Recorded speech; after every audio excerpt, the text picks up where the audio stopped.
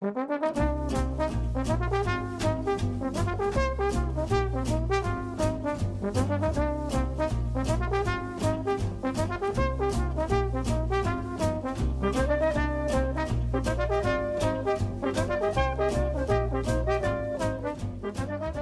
when you go to New Orleans and it has this magical thing about it, and it also can be spooky, R.H. Burkett joins us. And that's exactly what she said to me. And it's so funny because I have such an affinity for that area and all the people listening to us in Louisiana, and you all know it. Her book is centered around that, the swamps of Louisiana. She joins us on Author's Corner. Her book is called Moonchild Rising. RH, thanks for hopping on. Thank you. Thank you for having me. So let's talk about that. What was it that made you decide, first of all, I'm gonna write this novel? How'd you jump into this? A lot of times I get my ideas from dreams, and I dreamed about the Louisiana swamps of all things. And I thought, boy, it would be really cool to write a story around that area. And I love the dialect that they had down there so much. So I'm thinking to myself, what could be spooky? What could I come up with?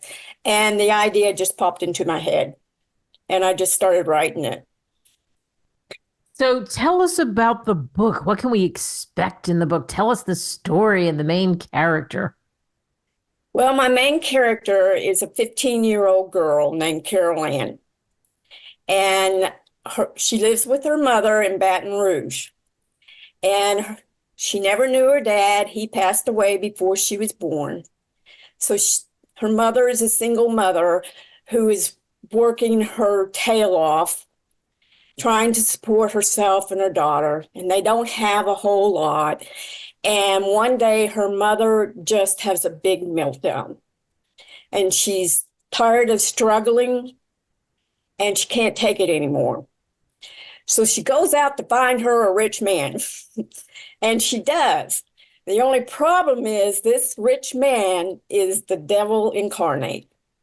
He's into prostitution, he's into drugs, he's into sex trafficking, the whole bit. But she doesn't realize this at first. When she does realize that, because he started beating on her, she takes Carol Ann and she runs away to the lips of the Louisiana swamps in a small town. And she befriends the local voodoo lady, Mama Queen. Now, Mama Queen is into a lot of things besides voodoo. She has her finger in a lot of pies, and she's very magical. Well, when she escaped, she took the man's car and $10,000 of his money. And he comes after her, and he kills her. That leaves Carol Ann an orphan, and Mama Queen and her family take her in.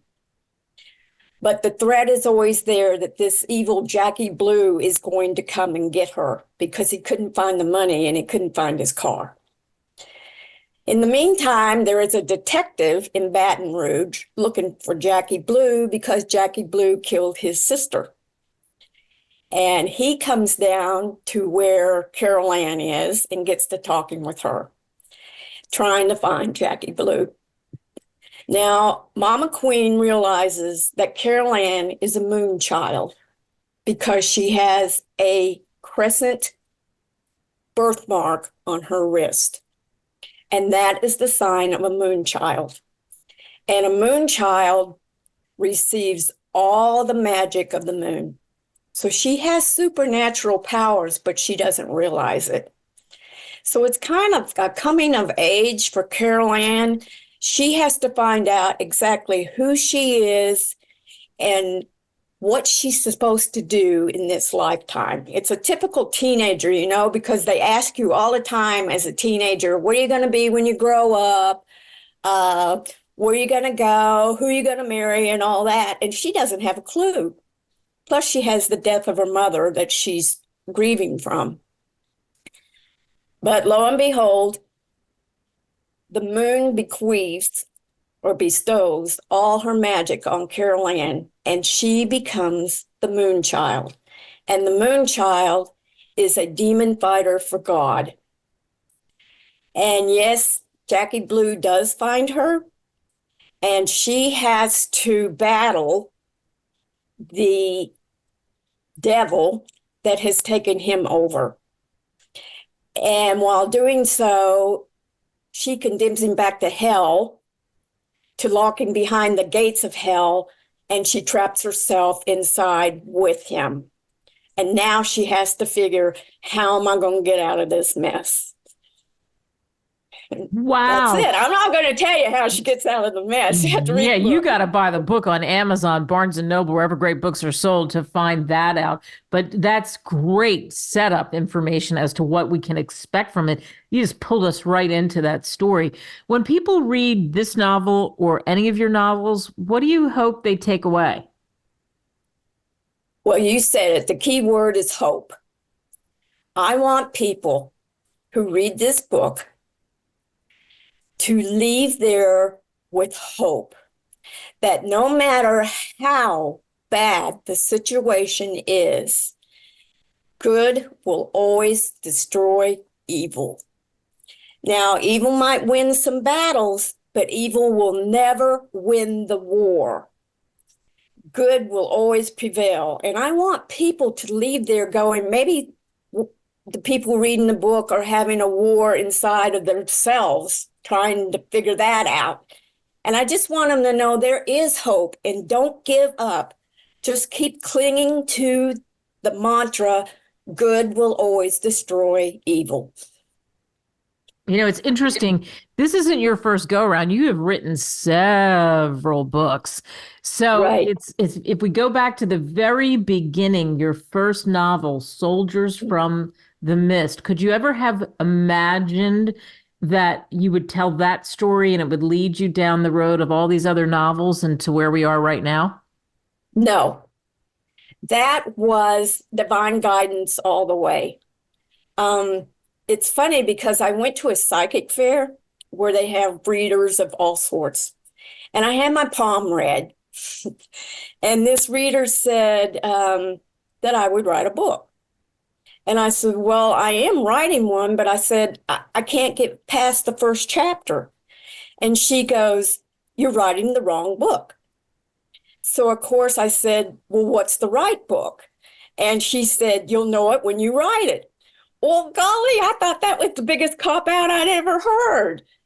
So I thought about that, and I was living out by the Pea Ridge Military Park where they had a big Civil War battle.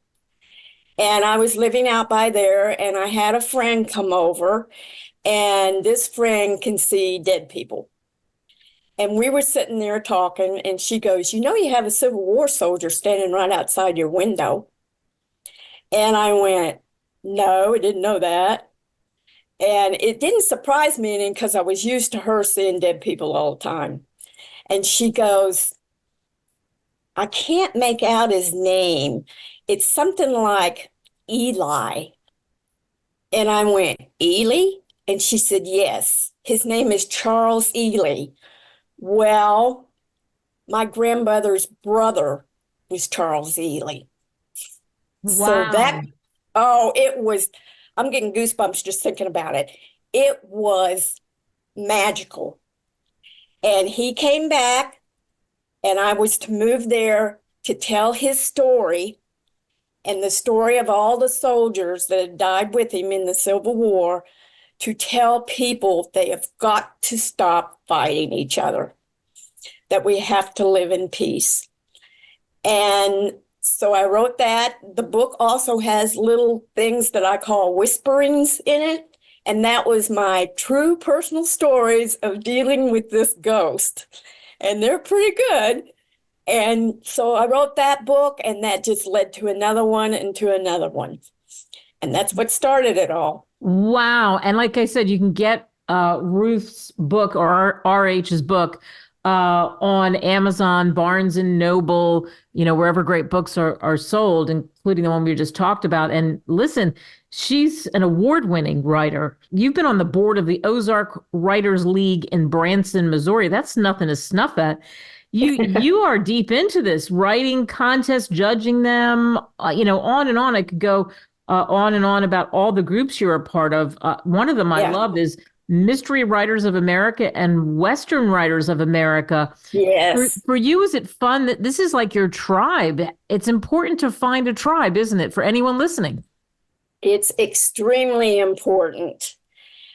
They think of writers as solitary people, and in a way we are, but we do need that tribe, and anybody that's thinking about writing a book out there, the first thing they need to do is find a good critique group. If it wasn't for my critique group, I would have never been published. And you don't want a bunch of people that'll just sit around and go, oh, that's wonderful. This is such a good story. You want people who are honest with you to tell you what you need to do. And if you can find one that has a published authors in it, that's even better. So you very much need your tribe to keep you upbeat and inspired and keep you writing. Yeah. Wow, that's just great advice. Moonchild Rising, R.H. Burkett. What a pleasure to spend some time with you. Pick this book up, pick any of her books up. Thanks for coming on. Oh, thank you so much. I'm so excited to meet you.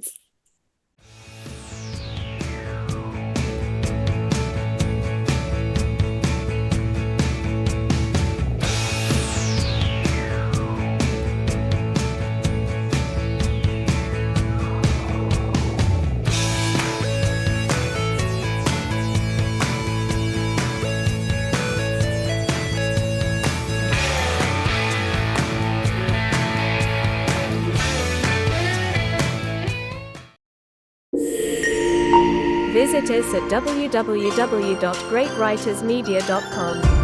Email us at info@greatwritersmedia.com or call us at +1 877 556 0487.